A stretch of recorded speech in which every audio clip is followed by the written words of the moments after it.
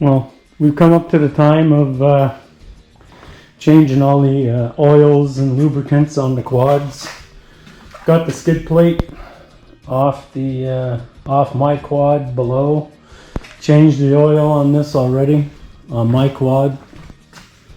It's actually it's not a very complicated process at all, to tell you the truth. All in here.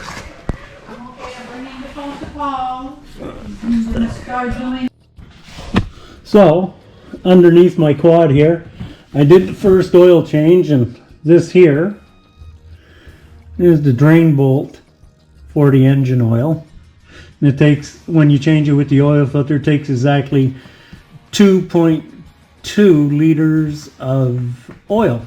And the oil filter, which is not that fun to get at, but you can get at it, which is right in here, this little black thing that you see right there.